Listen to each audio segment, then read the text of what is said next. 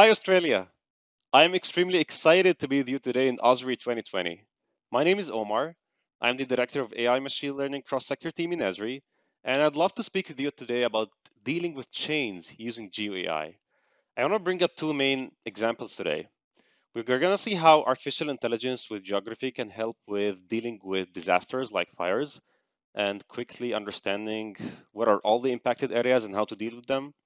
And on the other side, how can we use AI to bring automation to our work, day-to-day work? How can we do remote asset inspection and save a lot of hours and cost and energy and bring speed to work today using deep learning? So with that said, let's jump right into it. So AI is the big idea of achieving human level intelligence. Machine learning is one part of AI. It's one field of AI that's about learning from data to derive rules and extract patterns instead of being explicitly programmed. Deep learning is one specific machine learning technique that's using deep neural networks, which is becoming very good dealing with high dimensional data like voice, images, and text. Now, when you think of AI, it's not really a product in ArcGIS. It's more of a capability that spans multiple products. So we can find it today, for example, in the ArcGIS API for Python, in ArcGIS Notebooks, in ArcGIS Pro, many other products, and we keep adding it to different products as a capability. And historically, we have been having machine learning tools that can help with making predictions, finding patterns and clusters in the data, and classifying overhead imagery. And recently, we've been adding a lot of deep learning capabilities for object detection, feature extraction, and pixel classification, in addition to natural language processing capabilities that can help with extracting entities from highly unstructured text documents or social media or tweets and stuff like that. And ArcGIS Notebooks is a central piece when we talk about AI machine learning. It's bringing this open data science world represented by a lot of libraries, 300 plus data science packages from Python with the ArcGIS ecosystem.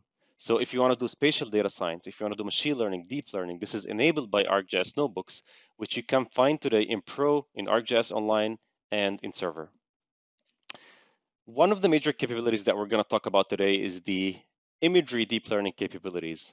If you want to do workflows like these, like detecting damaged buildings or building footprints or land cover or pipeline encroachment, counting cars, detecting road cracks, detecting oil pads, all of these examples, if you want to do this kind of work, which is like actual work that we've been doing with a lot of customers, by the way, you usually need to go through a similar cycle like that, right? You need to prepare the data and manage the imagery.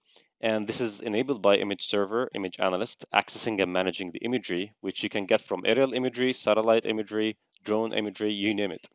And then you need to prepare the data for deep learning, right? So preparing those image strips, for example, and labeling the data.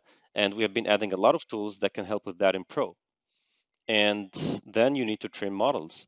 Training models can happen in the ArcGIS API for Python. You can do it in notebooks. You can do it in Pro. The bottom line is there is no one size fits all. You need to train different kind of models, try out different models to see which is going to yield the best result. And we have been adding a lot of neural networks to help you do this, whether you want to do instance segmentation, pixel classification, object classification, whatever you need, we have been adding those networks to help you do this training. And then deploying models to production, using those models at scale. Again, this is enabled. If you want to do this across massive imagery, you can use distributed raster analytics with image server, multiple image servers to do that. And then on top of that, build information products, different maps and apps. Now, this end-to-end cycle is the real differentiator for doing AI and deep learning with imagery in ArcGIS. Now, with that, I want to shift to a demo to show you how we can use GeoAI to detect damaged buildings and structures and how we can do this at scale and going through those different steps. So let's see the demo. So I'm going to open Pro on the Woolsey Fire project. This is an area that was subject to massive amount of fires, leading to a lot of structures being damaged. So what we want to do here is we want to do two things. First, detecting the building footprints, because guess what? There might be buildings that are not registered in the database. So we want to find out all of those buildings, and then we want to apply another deep learning model to classify the damage. So let's have a closer look into some areas here. So let's zoom in here, for example. We're going to find a lot of these buildings. So let's say we don't have any building footprints. We need this to train the model. As you know, we need some examples to train the model.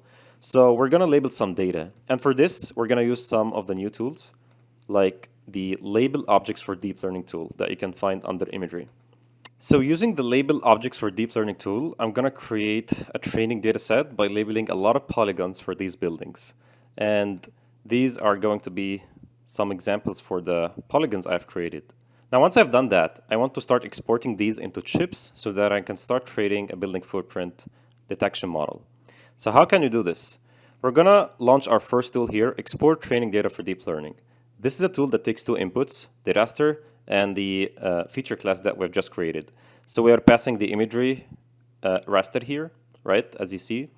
We're passing the building woolsey, which is the layer that we've just created. And we can define some parameters, like the strides, for example, and the tile sizes.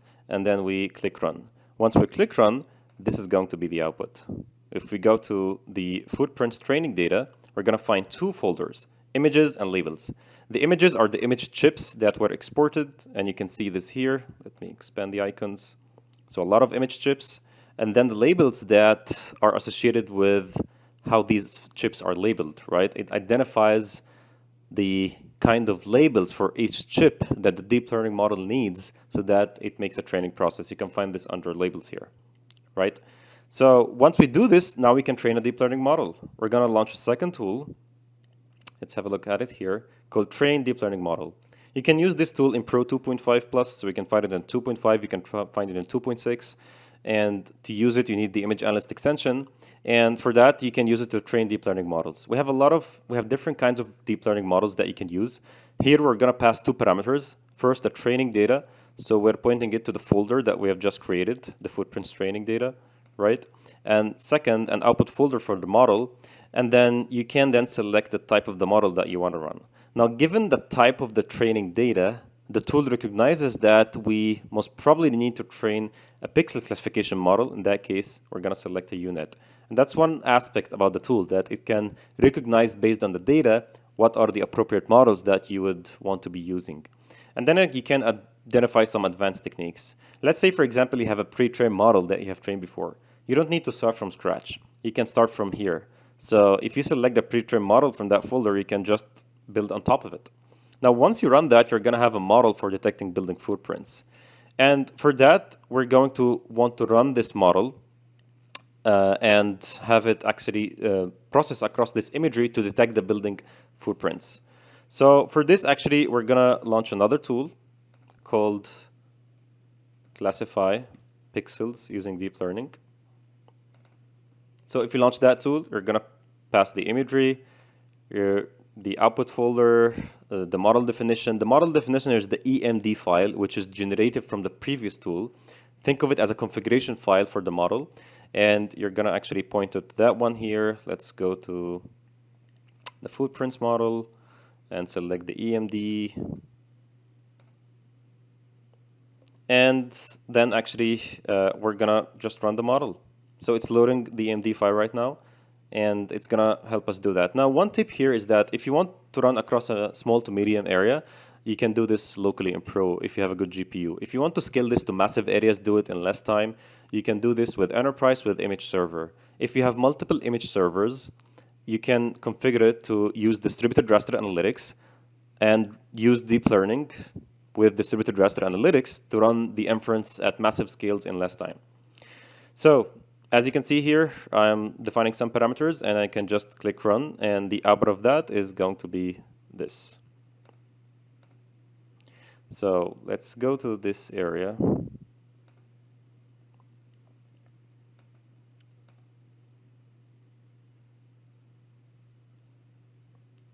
And see the footprint masks. So you see these masks are the ones generated from the deep learning process. Now, as you can see, they look nice, but they are not that uniform.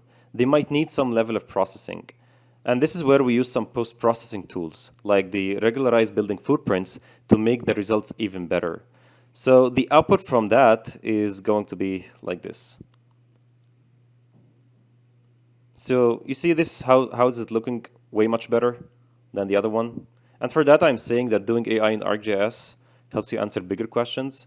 So if you're just using a model outside, you're going to generate these masks. But if you want to take it to the next level, make the results better, you can use some of the post-processing tools like we have just shown to generate this. So that was the first part. The second part is we want to detect the damaged buildings. So we're going to need to generate some training data for that. And we have in fact done this.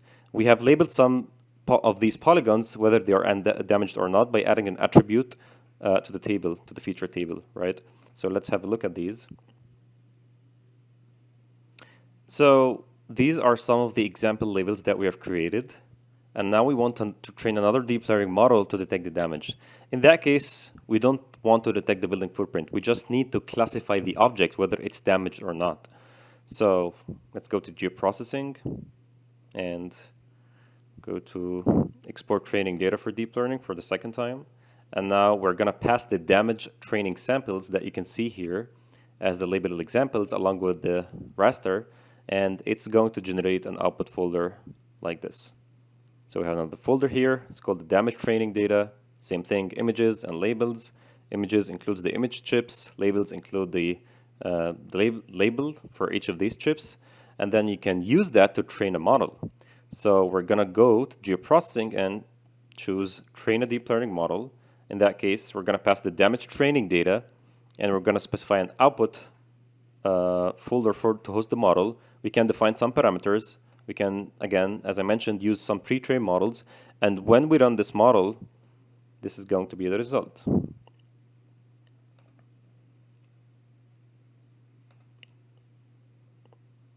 So we have ran the model across this area to find out all of the damaged buildings. And as you can see the results here, let's zoom in to explore them. You're going to notice that the model is accurately catching up on those damaged buildings. You can clearly see the level of damage here at these buildings, while the others that are marked in green looks good. And we have done that across all of this area, as we have mentioned. One thing to mention here is that we have run this locally. It took almost 4.5 hours. We have run it on 4 image servers using good GPUs. It took just 20 minutes. So that's the kind of scale you can do with image server. Now, similar techniques could be applied to extract features and assets from point cloud.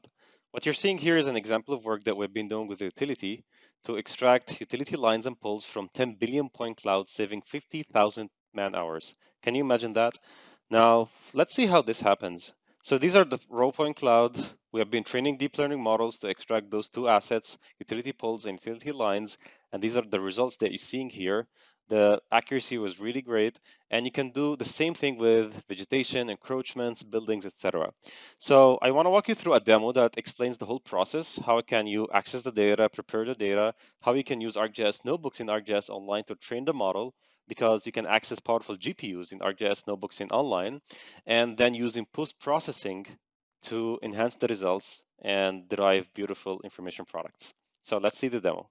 So we want to automatically generate this beautiful 3D scene that you can see in a totally automated fashion using deep learning and powerful GP tools in ArcGIS. So we are starting with a big set of LiDAR point cloud. This is the raw data as you can see it. The legend reflects the elevation. So we have a huge amount of those point clouds, and we want to automate the whole process instead of manually trying to detect where are the buildings, where are the trees, where are the roads, etc., etc. So we're going to use different things here. One of the things that we're going to use, and obviously, as you can imagine, this process is very time consuming due to the nature of point cloud being totally unstructured. So we're going to use something called Point CNN. Point CNN is a deep learning technique that we have brought in the ArcGIS API for Python that can help you train deep learning models to detect and classify features from LiDAR point cloud. As you can see, these are some examples, and this article actually on the developers.arcgis.com explains how PointCNN works. So let's get right into it. So we're going to use ArcGIS Notebooks on ArcGIS Online, which, as you know, shipped recently, and I really encourage you to try it out. And one version of it comes with GPUs that can help you train these deep learning models. So we're going to start installing some prerequisites, some of the libraries and the frameworks that we need, like PyTorch here. And let me walk you quickly through the notebook. So we are using ArcGIS.learn, which, as you know, is part of the Python API, including a lot of capabilities when it comes to deep learning.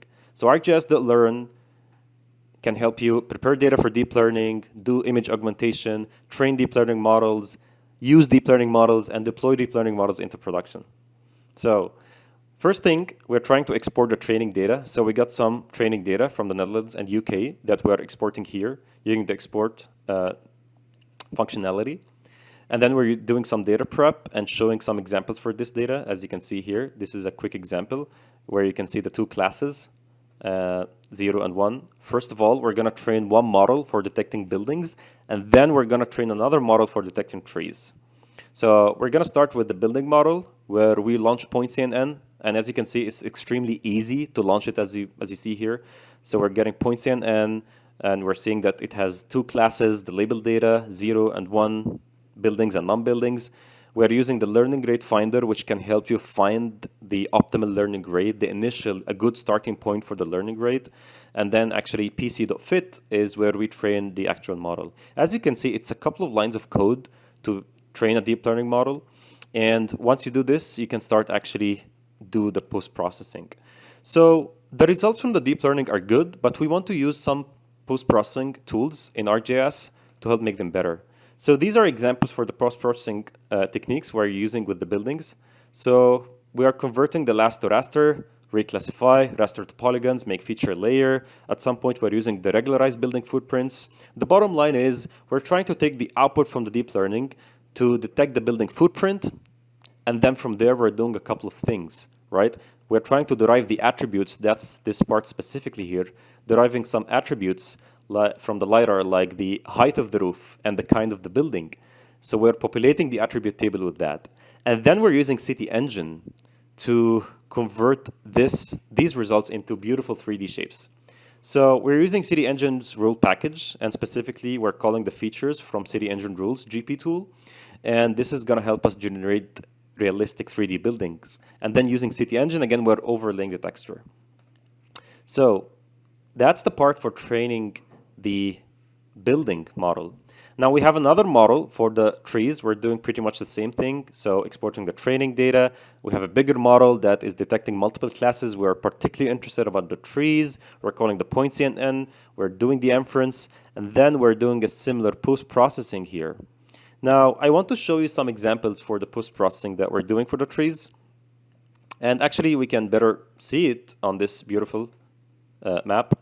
So this is the output here from the deep learning, right? You can see here that this is detecting the different classes, as we can see. The buildings are classified as red, the trees are classified as green, and then we're doing some of the post-processing. In case of the trees, for example, we're finding out the tree diameter.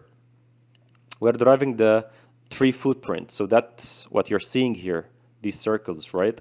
And then we're using density-based clustering to find out these clusters of points to understand this exact area for the tree, right?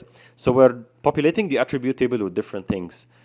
First, the footprint of the tree, the height of the tree, and then deriving some other attributes using City Engine as well, like, for example, the canopy, the tree canopy height, maximum height, the minimum height, the total surface area, the 3D surface area, and then using some other post-processing tools. In City Engine, for example, we've been using the vegetation CGA assets to find out the best guess for the tree spaces for these trees.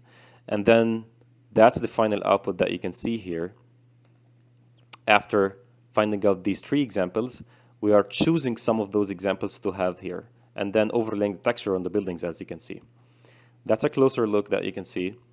And imagine how beautiful this is. How beautiful it is to take raw point cloud and leverage the power of deep learning with ArcGIS to arrive to results like these, saving a lot of times. With that said, I'd like to leave you today with one simple ask. Think of the possibilities you can unlock today with these technologies to deal with change. What kind of features you might want to extract from imagery?